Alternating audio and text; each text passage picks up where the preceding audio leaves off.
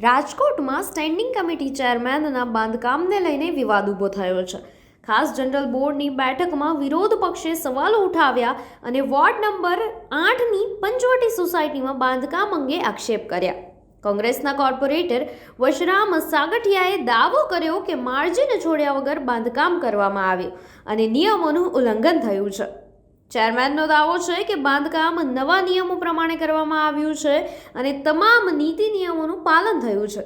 વિરોધ પક્ષના ખોટા આક્ષેપો સામે ચેરમેન અને અધિકારીઓએ સ્પષ્ટ જવાબ આપ્યો છે। મેયર શ્રી અથવા કમિશનર શ્રી અર્જન્ટ દરખાસ્ત રજૂ કરે તેવી પૂરેપૂરી શક્યતા છે।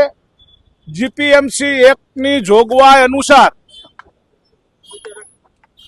આ પ્રકરણ 2માં કલમ L મુજબ પેટા નિયમ મુજબ કોઈ પણ અંદાજપત્રનું હોય કે ખાસ બોલાવેલ સામાન્ય સભા, આ બે સભાઓમાં ક્યારેય પણ જે દરખાસ્તો મૂકેલી છે એ સિવાયની અન્ય અર્જન્ટ દરખાસ્ત આવી શકે નહીં એવી કાયદેસરની જોગવાઈ છે।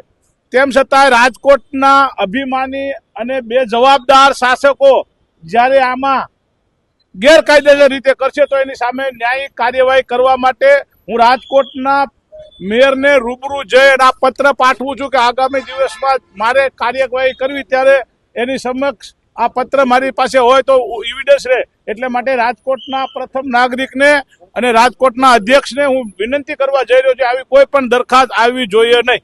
જે દરખાસ્ત હાલ પૂરતી કોઈ મને પાકી માહિતી નથી, પરંતુ જાણવા મળ્યા મુજબ, પ્રેસના માધ્યમથી જાણવા મળ્યા મુજબ કોઈ બિલ્ડરોને ખટાવવા માટેની દરખાસ્ત છે એવું જાણવા મળ્યું છે। તમે એમ કીધું કે મેયરને ફસાવવામાં, હા, એ બની શકે છે, કારણ કે રાજકોટના અંદરના ભાજપના જે અત્યારે કહેવાય ને શબ્દ ન નીકળે એવા અંદરની લડાઈ થઈ રહી છે। એ લડાઈમાં રાજકોટના મેયર આનું ફરીવાર એકવાર હાથો ન બને એના માટે રાજકોટના મેયરને ચેતવવા પણ જઈ રહ્યો છે। આપ જોઈ રહ્યા છો ન્યૂ ભારત ન્યૂઝ અને આપની પ્રતિક્રિયા અમને કોમેન્ટ સેક્શનમાં જરૂરથી જણાવશો। નમસ્કાર।